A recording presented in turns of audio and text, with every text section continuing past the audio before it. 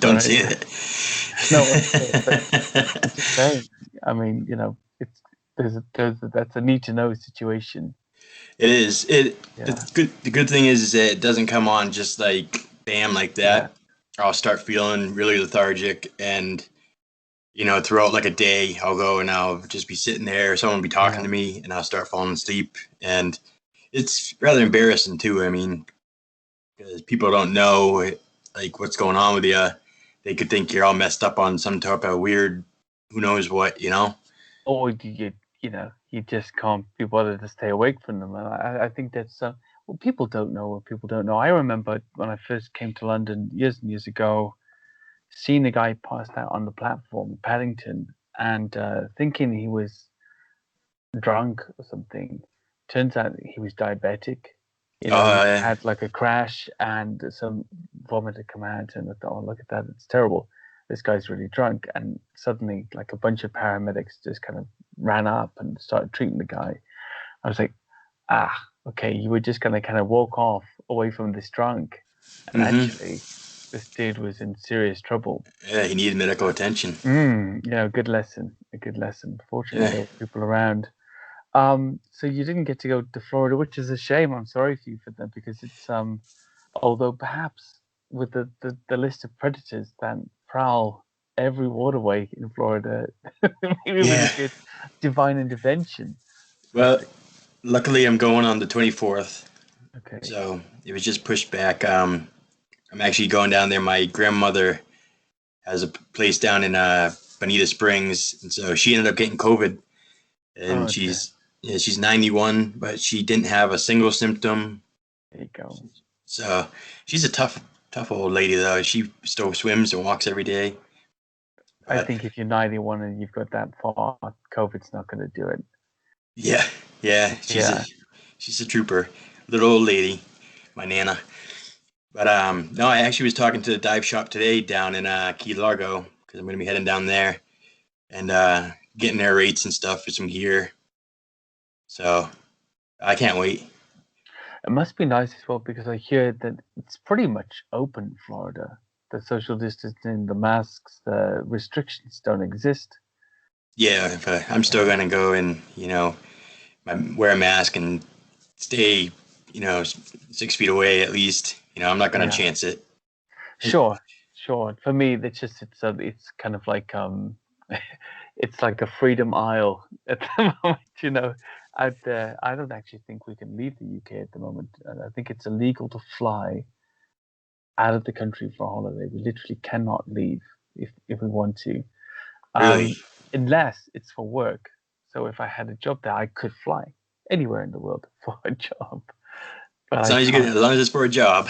Yeah, as long as it's for a job, I have to seek some really, really random, sort of 1 week jobs Yeah, to fly exactly. about the place. But there you go. I mean, pointless complaining about something that everybody's going through to the same degree. Um, yeah, I was really interested in chatting to you about Lake Champlain. Of course, you've hmm done a lot of work there. You have um, you've dived in the lake. I'm guessing hundreds of times. Oh, Is it not hundreds, but numerous.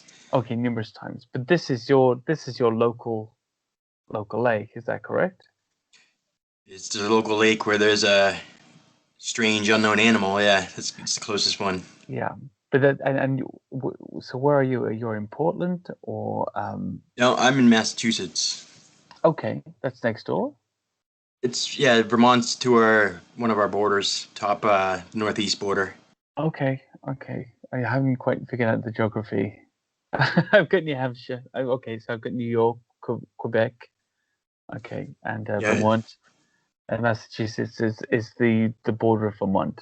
yeah, it's down, and then you have Okay, New Hampshire. You have New Hampshire to the yeah. east, and then Massachusetts is right below both of them. Okay.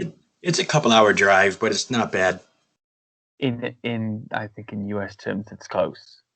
Yeah, if you look Basically, if you look at a map, you're like, oh yeah, that's pretty close. it's pretty close. Now, my questions to you really about it is one, first of all, how did you get interested in searching for champ in the lake? And two, why would you dive there if you think it's a real creature? So that's the obvious question, the obvious next question. Yeah, I've been asked that a few times. Yeah. Well, you want me to how I get into cryptozoology in general, or Lake Champlain? Yeah, Lake Champlain in particular, I think, because that's it's at least the equivalent of Nessie, in Yeah. the United States for that kind of level of fame. Mm-hmm. And it's interesting to me know how you got pulled into that. What made you think it could be a real creature? And then after that, if you do think it's real, what on earth are you doing in the water? Like swimming with jaws. Yeah, exactly. Well, I grew up in, of course, being a kid and, Loch Ness. My father went and he's the one that actually got me into cryptozoology. But so, thinking that could be a dinosaur swimming around in a Scottish, loch, and then finding out that there's one literally right next door that could be the same scenario pretty much. And it took me actually a while to get up there. My first time going up there was 2017, and that was with Champ Search with Katie Elizabeth and Alexander? Alexander. Yeah, Yeah. he came a little bit afterwards, but yeah. So I went up and it's a beautiful lake. I mean, I was spellbound when I saw it. It's absolutely gorgeous. Yeah. And with her, I ended up meeting up with Alexander Pedikov and Small Town Monsters. And great guy, awesome. I got along with him very well. And I did some diving for them. And I made a decision that I am going to pursue this, enigma, this mystery, and do whatever I can to do my part to try to figure it out. I just fell in love with the place. And second question, why would I? It's something that I go and I've been in the water before, and it's pretty murky and dark in Lake Champlain. It's not nice and crystal clear. And think to myself, what if? But I always go and say, this is why I'm here. I am here to go and try to, get some evidence of this creature. I really don't think it's a man eater, No. but one never knows, But it's just kind of like the be there now in the moment, and just I don't know. I enjoy it. So. Well, no, I think it's amazing. I mean, that's just it's a question I think people ask. Well, most of the people who ask those kinds of questions don't dive. Exactly. There's actually quite a few. I've met very few people that actually go in the water there. To be honest with you, I mean, you research a lot of. Yeah, or even dip a toe in the water. I'm yeah, there's not many, doesn't seem like there's many divers in the cryptozoology. I mean, you got some on, your major TV shows and stuff like that. But this is diver for hire stuff, isn't it? They're not necessarily interested, but they have yeah, skill. they get paid. Yeah, I just do it because I believe that there is some unknown species of animal there.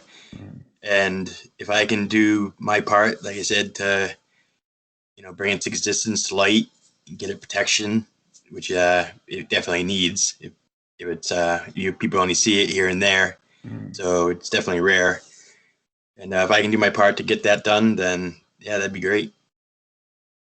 I think it's a fantastic body of water, and in the short time that I spent there, just 4 or 5 days, I think, I was astonished by it because, of course, I've been to Loch Ness a bunch of times.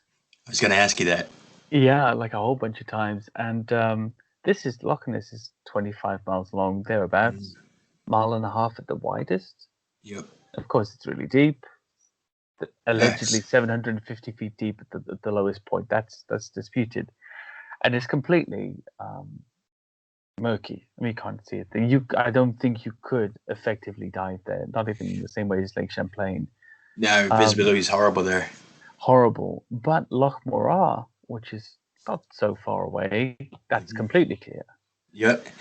And I actually got that on my bucket list to dive Oh Loch yeah, Morar because yeah, it's less touristy than Loch much Ness, less. Yeah. and you have morag, Mm. supposedly dwelling there, and the water I hear is actually really nice. And that's another deep lake too. It's deeper. It's over 1,000 feet. Yeah, I think it might be the Yeah, deepest, one of the deepest in the UK. I it is. think. It is the deepest in the UK, and it's beautiful. But it's also a river, a short river that leads out to the sea. There is a hydro plant in the way. I think with a few short sort of forays onto land, a creature could get in and out. I mean, seals still get in there all the time, so they Yeah, get in somehow. Same with Loch Ness, but of course they're smaller. There's some of my favorite sightings have been in Mora, and I think if you're going to look for something beneath the waves, you want to be able to see what you're looking for. Let's talk about sightings. Sightings of Champ. You must have met people, first-hand witnesses that have seen the creature and have told you about it. hmm When you're talking to people about Champ, what are the kind of things? What are the kind of flags? What flags up to you that something's a genuine sighting and something isn't a genuine sighting? What kind of experiences have you had? yeah, that's actually can be pretty tough. Mm, You meet some characters, yeah, and just you get the feeling, just like almost like a little. You kind of feel someone's energy, like their excitement and stuff like that, and just look for the details. Um, like one thing that I hear a lot is like there was no boat traffic around when they saw this. Some people go and have some pretty elaborate, you know, supposed sightings, and someone telling me that they saw the animal breach and do this and that, and it's kind of like, well, that doesn't really match up with the typical sightings that we have, you know. So it's just you got to kind of feel your way around people, with anything, you know. People are people are tricky.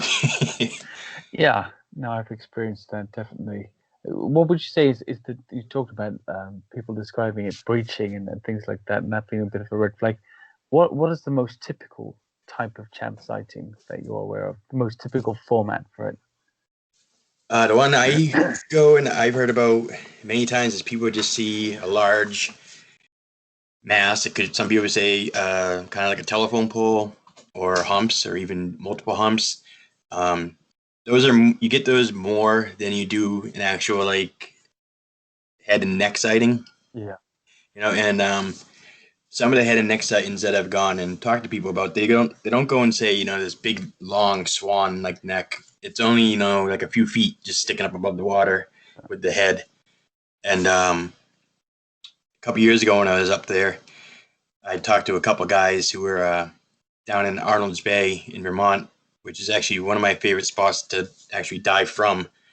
And they said that they saw two, a large one in the front with the head and neck out of the water, only a few feet, and you could see the body behind it. It was undulating up and down in a vertical motion, and then there was a smaller one kind of trailing in its wake, and so predominantly a mat like a lump, a hump, and Mm.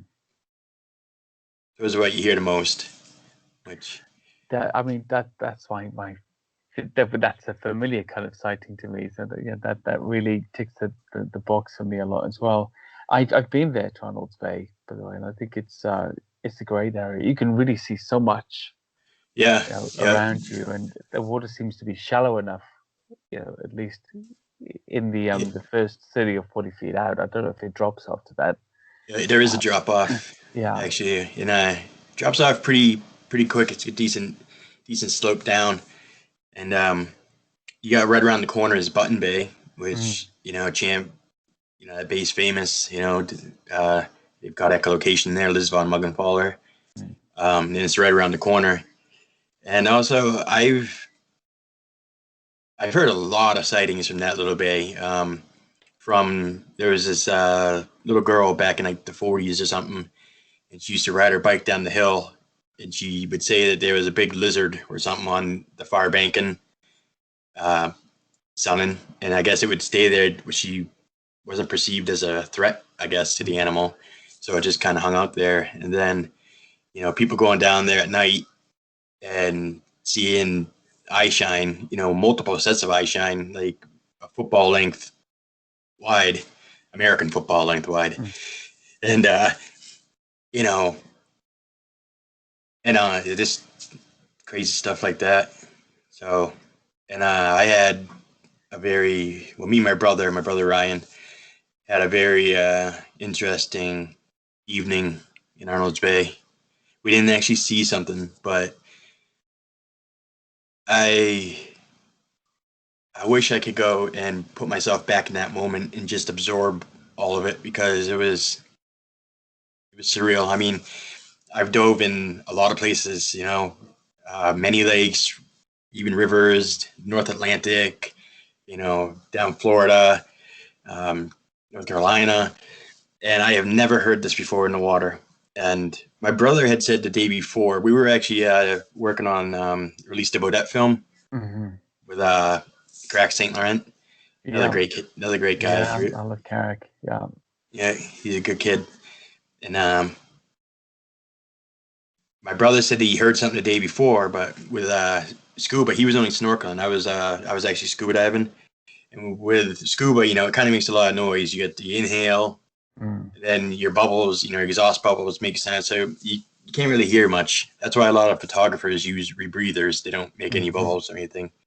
And so I was down, and I went wasn't that deep. I just actually started, and I started hearing this weird clicking, and I thought it was in my head. Like, I thought I had a bubble in my ear or something. And I turned up and I looked up at my brother, and he's pointing to his ears. And so I'm trying to listen. And like I said, scuba's kind of loud. So I ended up going up. I just ditched the scuba gear, just inflated the BC, let it float, and just sat there with my mask and snorkel. And what we were hearing was these series and sequences of clicks. Like,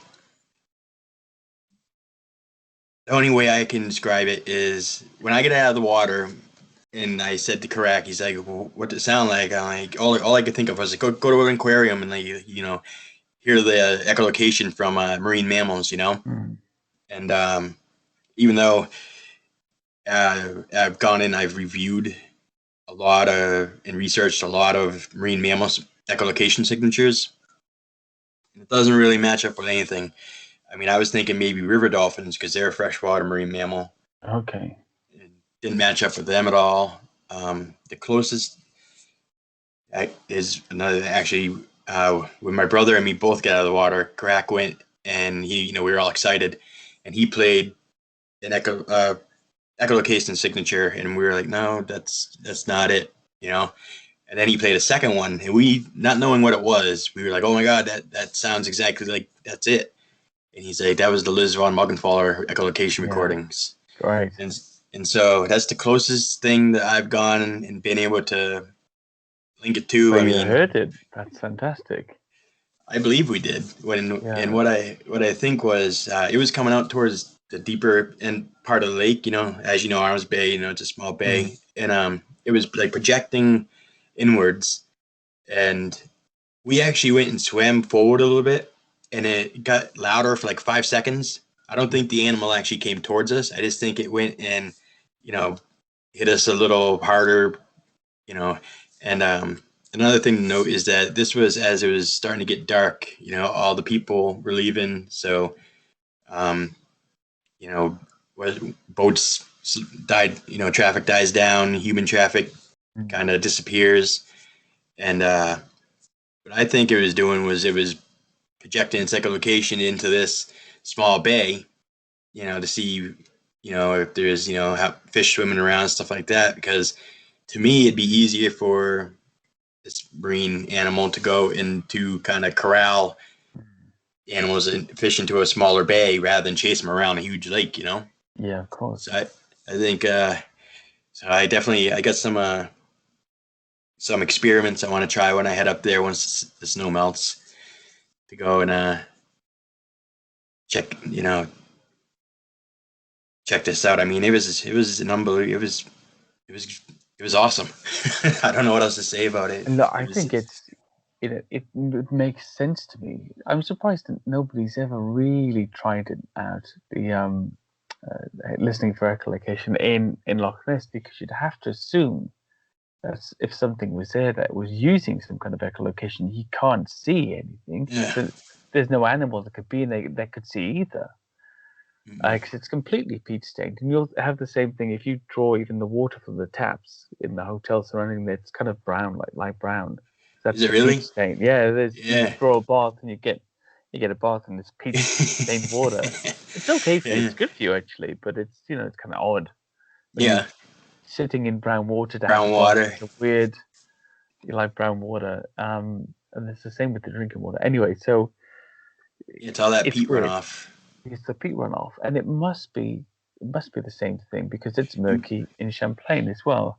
Mm-hmm. It must be the same thing. I think there's a lot more to investigate in that avenue, in that um, line, in that line of research, in that line of inquiry for lake monsters and anything else. How I they get agree. about, how they get about, and also you said about the corralling. There was something in Loch Ness where I did a little study with a friend, and we just basically realized that nearly all of the Nessie sightings that weren't mid-loch were near what's called inver villages. Inver means river mouth. So they're all near river mouths, and you have big sort of salmon runs and trout runs and eel runs there. And Yeah. of course, what's the best place to get these fish is when they come out of the river and then River. suddenly they're in deep water. Deep water. They're Yeah. wonderful.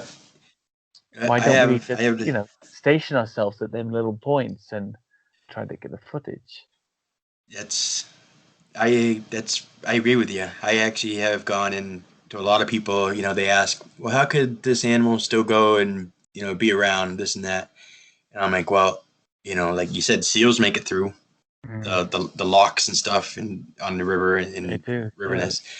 And so, say you get a juvenile animal, and it's hiding, gets into the lock, and then there you go. It either can't get back out, or it decides it doesn't want to get out because Mm. it's a big safe. It's safe. There's no other large predators swimming around, and plenty of food, and But I think the rivers are a huge key when it comes to Mm. Loch Ness, or I don't know about Lake Champlain because it's the St. Lawrence River that comes in, and I don't know. I think there's too many obstructions on that.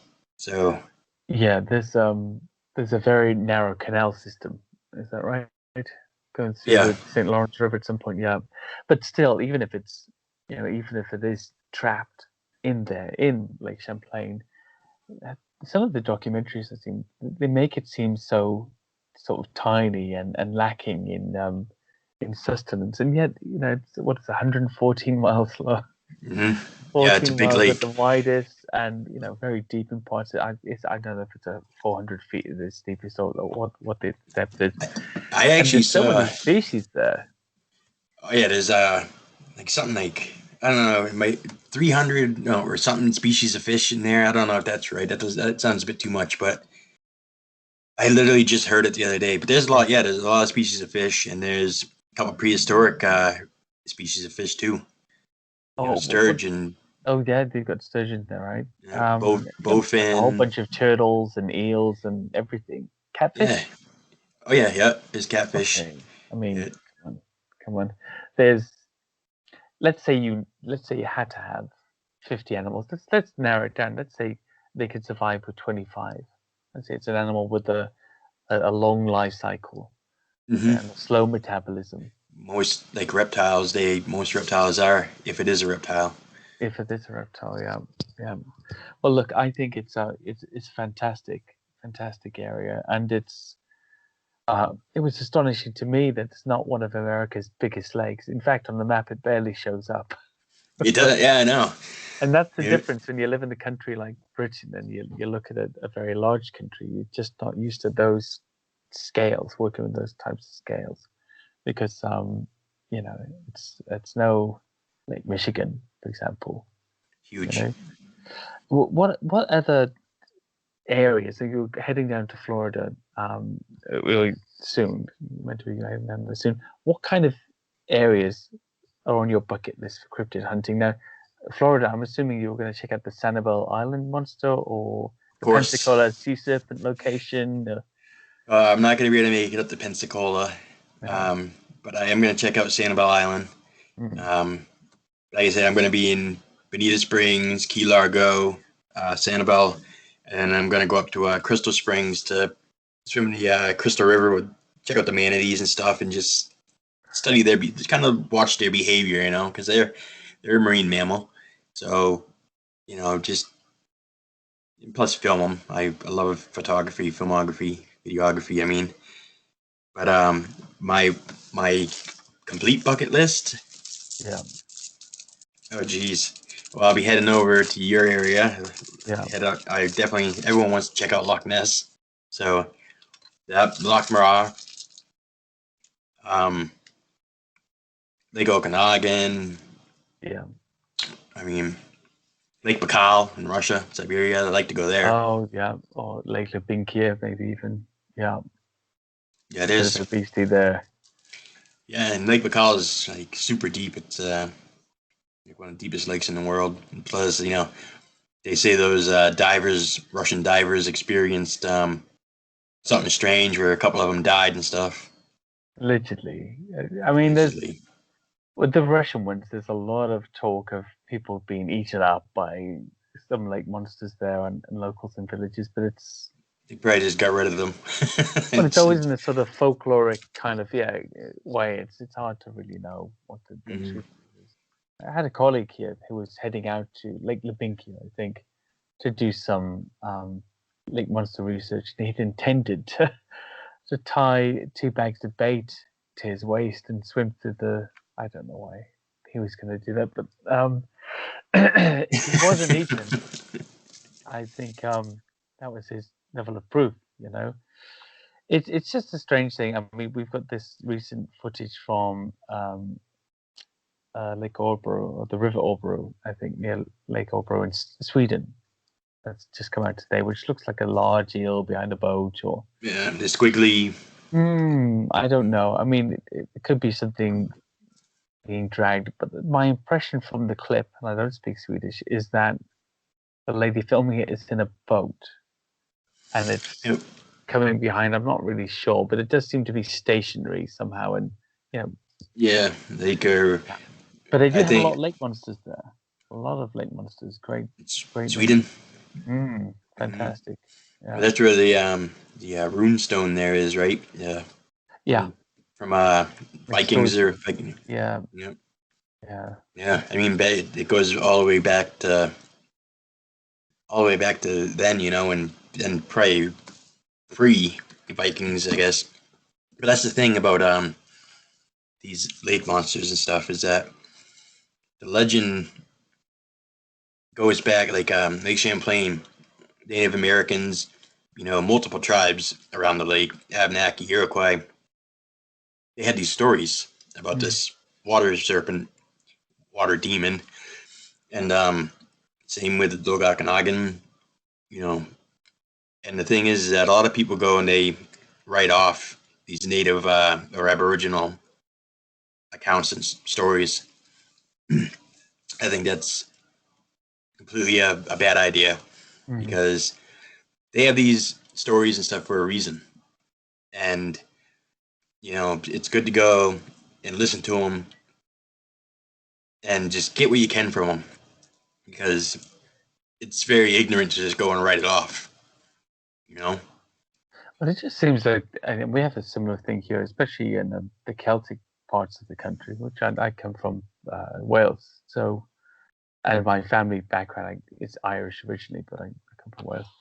And in those places in Scotland, there's lots of cautionary tales, old tales, where you can see the kernel of truth that was once in the tale. You had the same thing with the hairy man, I think, in America, with the First Nations people, and with the lake serpents, a water demon. It's kind of spiritual. It's kind of an animal as well, but you're told about the dangers of it and to respect it. And to respect it always generally means to be aware of it, right? Not to mess with it or be in its territory. I think a lot of people don't quite understand that when they say respect, includes fear. Yeah. Well. Yeah, yeah, and I think it's very interesting to me. I always love to look at those tales. Look at that kernel, find that little kernel of truth there. Mm-hmm. What? And then a lot of times you will. Hmm, You know, yeah, you just got to pay attention to it. Don't just go and yeah, that's just some story. Which there's always usually a little bit of truth behind the story. You know. absolutely, absolutely. I always wondered with the with diving for things like this, what are what are the pressures? I know when you were going to be in Florida, we were going to do a little sort of talks through the kit and everything like Mm-hmm. that. But if people essentially, other divers, if they were, or people wanted to get into this, if they were going to go out and look for creatures, even known creatures, what are the pitfalls and dangers? How are you supposed to behave in the water? So you were going to Florida recently to dive Mm-hmm. with manatees. My first thought would be, are there also alligators in that same river with the manatees? Are you safer under the water with them than on top? A lot of people say that. And or bull sharks, or all the things, pythons now. This is Yeah. what kind of stuff are you looking out for, and what is the behavior? What's the mindset when you're in there? Well, always be aware of your surroundings. If you see an alligator, don't go diving near it. Um, but yeah, you can't help it. I mean, you're in their environment, so you know you never know what might happen or might come along. But the thing is just always remain calm. Never panic. You panic, you're done. You're not thinking right. You're making decisions that are not based on logical sense. You're just panicking. And so never ever panic. And yes, you are safer below the surface, usually with an aquatic predator, because you can keep your eyes on them. Um, on the surface, they see that and they're ambush predators. They look at the white shark, Neilan seals and Polaris attacks. You know, and if you watch a lot of footage with people who are dealing with these large ocean predators, they're always keeping their eye on them. It's when they turn their back that they go and get in trouble. So, Yeah, they face so things. yeah, exactly. Yeah. It's almost like the animal can, sense that you're not paying attention to it, and that's when problems arise. So just always be aware of your surroundings, and never panic. Always remain calm. Um, and just as far as gear and stuff, you just do a prelim check. Always go over your gear. Make sure, like with your air hoses, make sure there's no abrasive rubs or cracks or anything like that. Make sure your air's turned on. I've heard some people that have gone in without turning on their air. Okay. It's like You know, taking off without your lights on, or well, worse, you yeah. can't breathe. Yeah. You and just make sure everything's in good shape. Everything's where it's supposed to be. You don't want to go and be under the water. Trying to go and fight to find your gauge cluster or anything like that. You want everything, where it's supposed to be, so you can just go and check it without some big struggle. Main thing is just never panic. And with diving, there's a lot of things that can go wrong. It's not like just going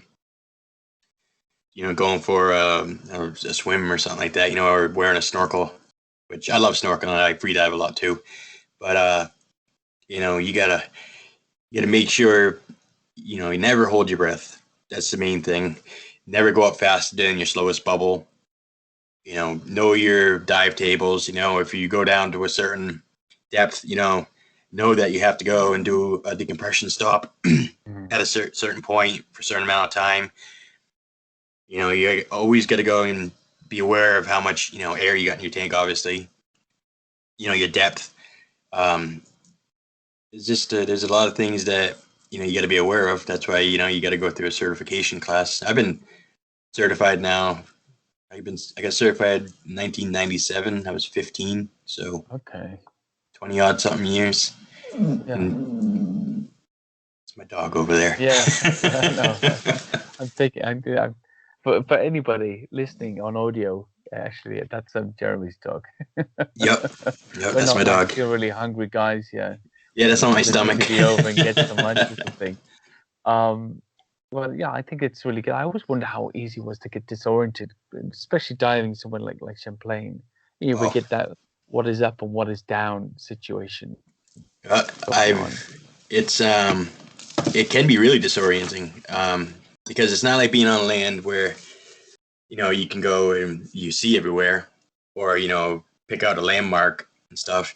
I actually use like when I'm doing a rather technical dive, I have a compass on my Mhm. gauge cluster, and I learned underwater navigation, which they teach you a little bit of it in basic, but it's better to go and take a extra class just to really, fine tune yourself.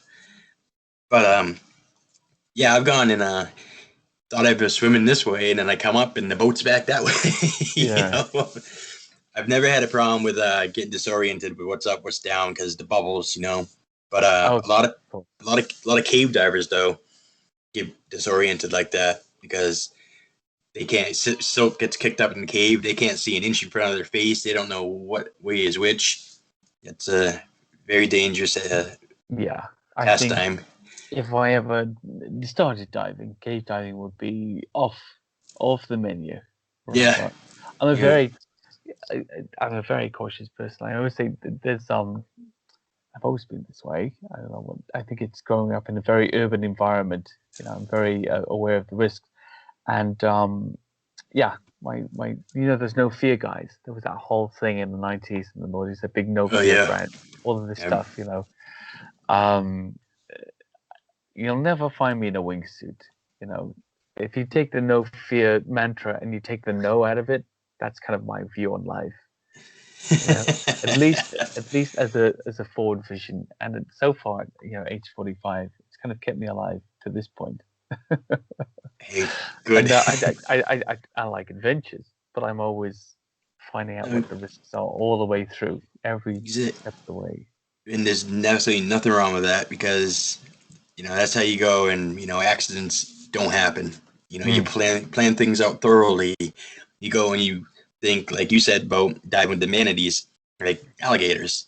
mm, Luckily, also, there aren't too many alligators in that area for some reason, but that's good. yeah, Um, I'll be looking out for them, of course. of course, You of know, course, yeah, just there's nothing wrong with going and just being thorough and have do your mental checklist.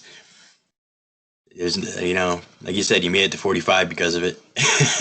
so far, I mean, who knows? I might get hit with a big heart attack on the way out of the interview, but so far, it's been Don't say okay. that, but Yeah, been okay. Oh, we get a visitor. I'm sorry. That's okay. It's Tyson. Hey, what kind of dog is this? He's an American Pit Bull Terrier, That's cute. 14 years old. Awesome. He's getting up there now. Yeah, he doesn't act it though, thank God. Oh, it looks like a healthy dog. Yeah. Um, one of the things that I love, and I came to it late. I was always a Lake Monster guy from the beginning, and as I branched off into other interests in cryptozoology, I got into, I hate this word, squatching. I hate that word too. Yeah, but you do a bit of that too. Mhm. So in New England, is there a Sasquatch to find in New England? Are there other stories, other tales?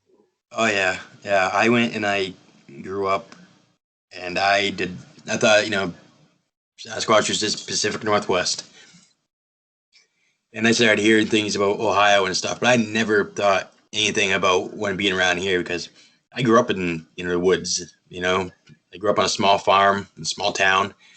You know, just roamed the woods, fields, swam the lakes and rivers, and never came across anything. But I went and I think it was, I don't know, about 10 years ago, and my father called me and told me that there was a BFRO report from literally 10 minutes away from me in the this town forest, and so I definitely went and checked it out, and started noticing strange things like weird.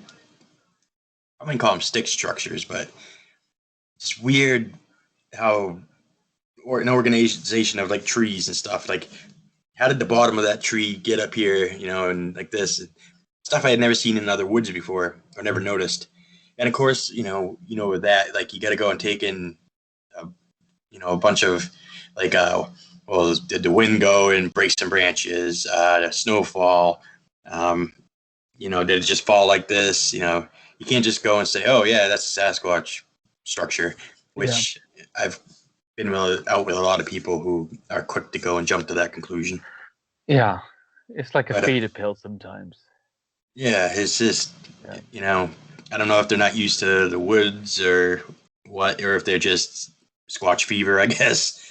But I ended up actually finding a print that I cast. I actually got it right here behind me. You want to see it? I'd love to see it. Absolutely. All right, one second. Yeah.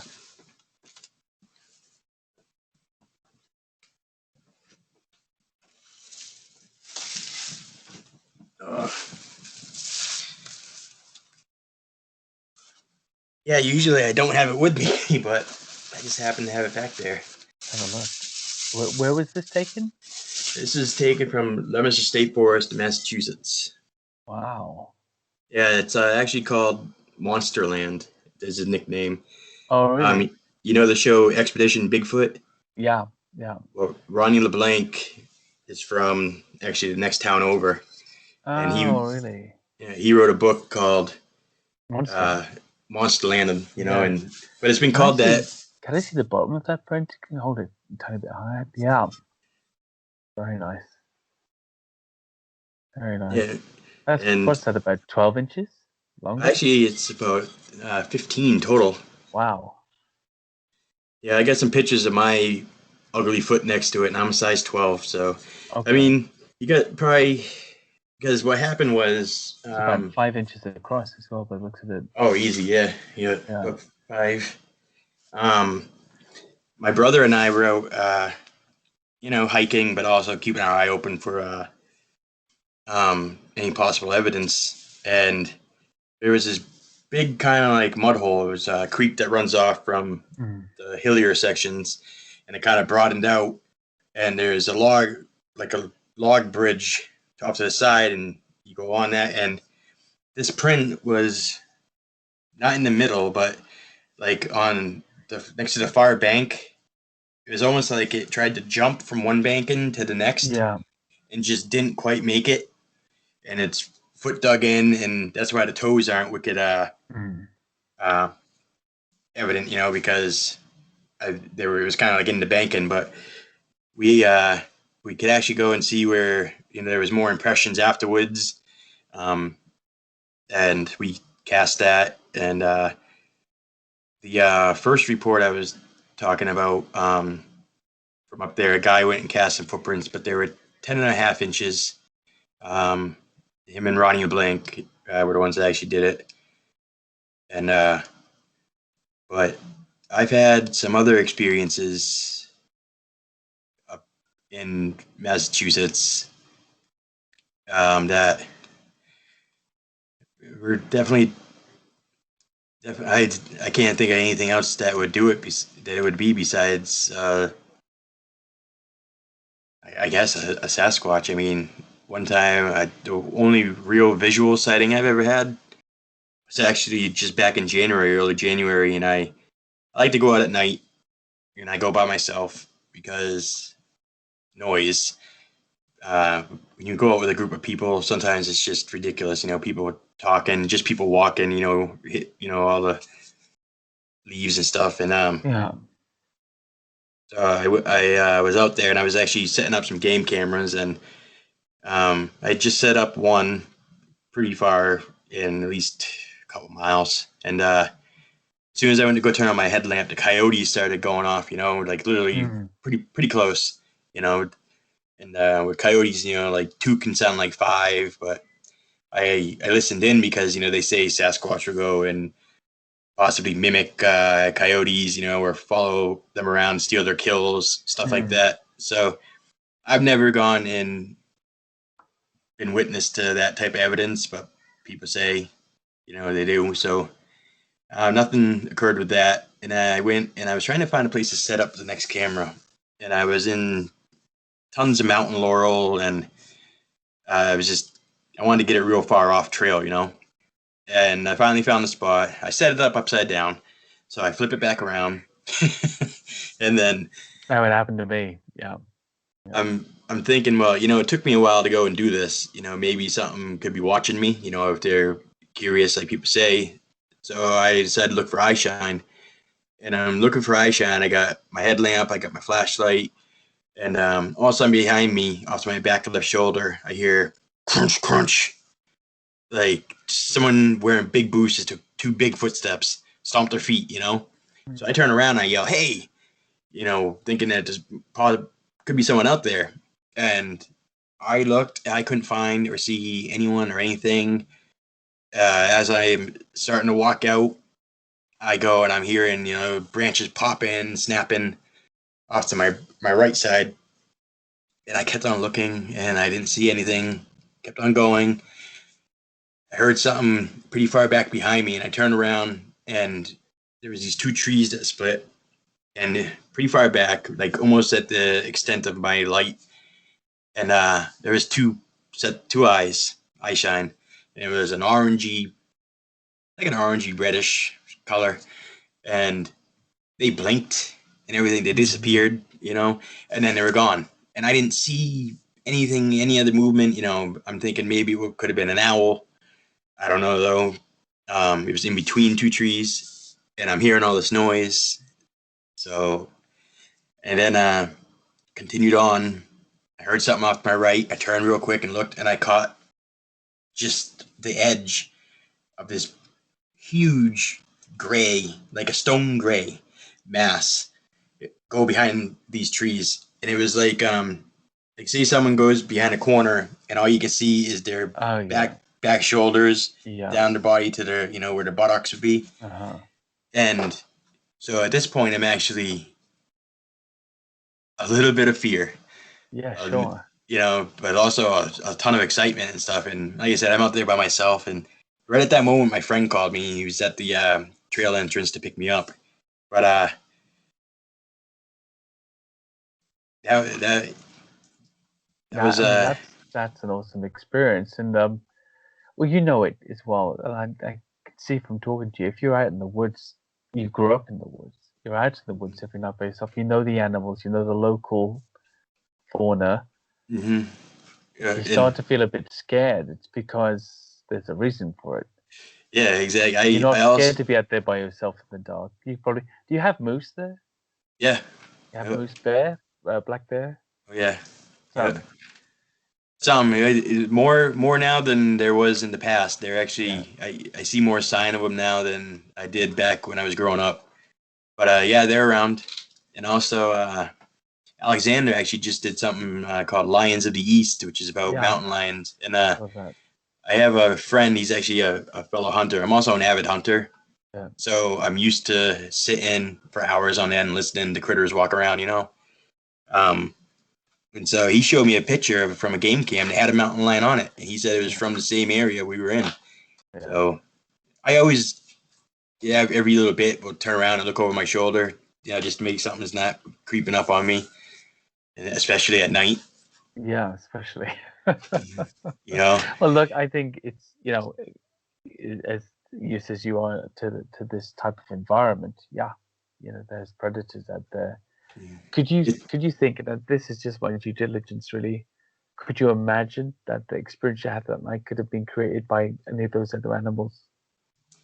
Could a moose have made those big stomps and given you that eye shine, or a black bear?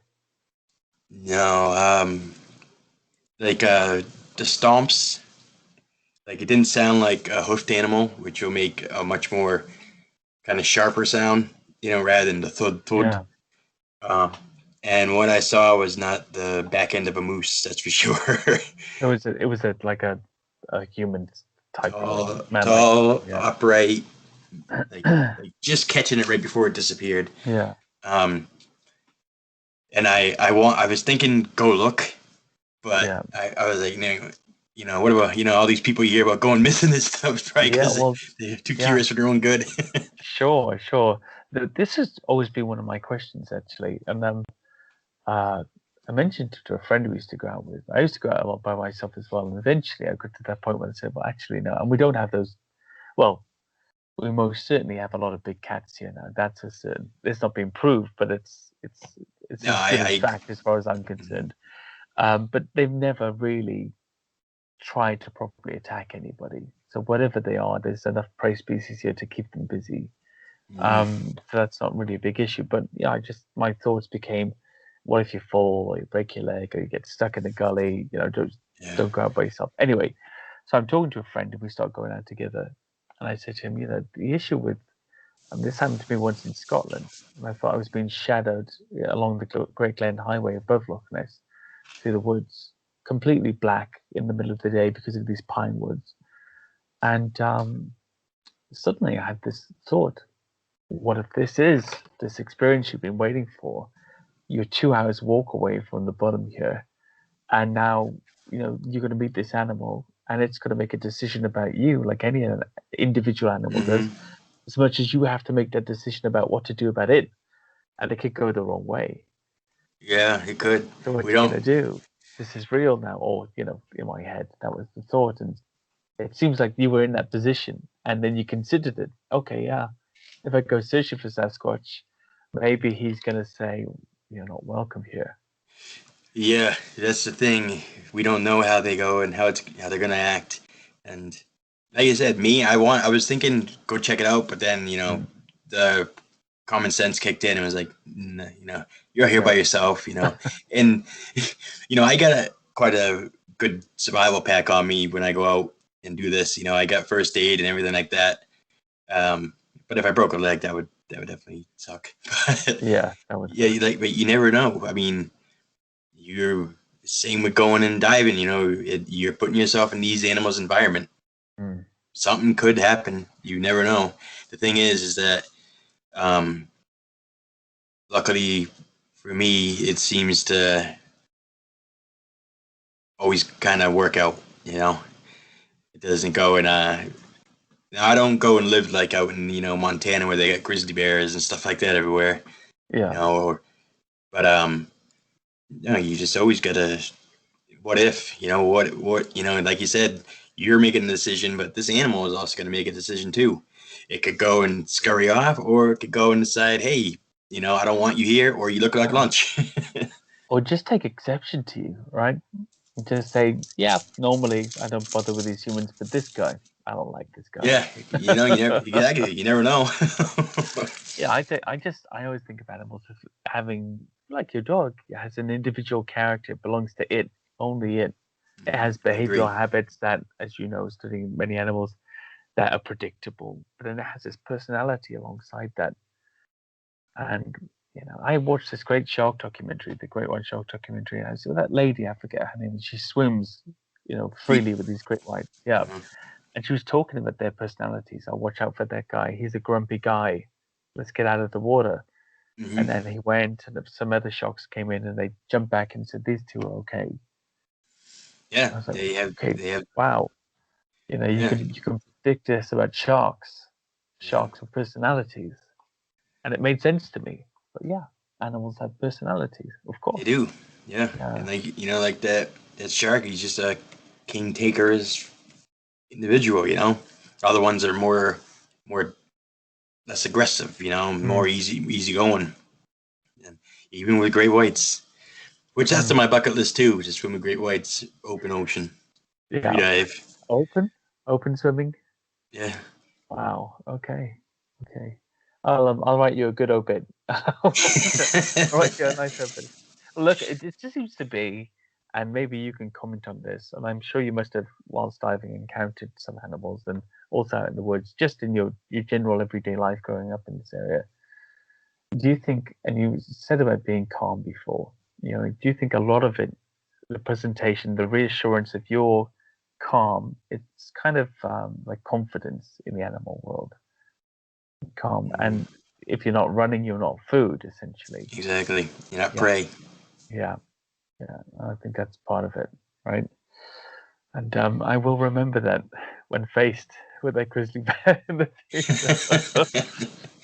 I think grizzlies are another subject altogether. I think, Yeah, they're just a more aggressive species of bear, and they're also much bigger. yeah, but So they got that weight to throw around. that's what I mean. They can afford to ignore your calm because Yeah, you just get. they're less threatened by it. I think we wrap it up there. But it's been great to talk to you face to face finally, and just You too. had a few chats over the years, and just yeah, just to dig in and get all that information out of you, because I think it's a lot of people don't realize there's a lot to this, and a lot of the people out in the field, they know a lot more about the environment in which they're in than I would know, for instance, or anybody else outside of that would know, and that's important when they're making claims about things they felt or seen or signs that they've witnessed, and Yes. really really strong stuff. Awesome. It's been Well, awesome. It's been a great time talking to you, man. yeah, thank you, Jeremy. And yeah, we'll have to do it again very soon. And if our Prime Minister lets us out of the country anytime soon, then I will be coming along to Champlain. So we'll have to meet up and get on a boat or something. Absolutely. Awesome. That's definite. Nice to talk to you. Nice to talk to you too, buddy. Have a good one.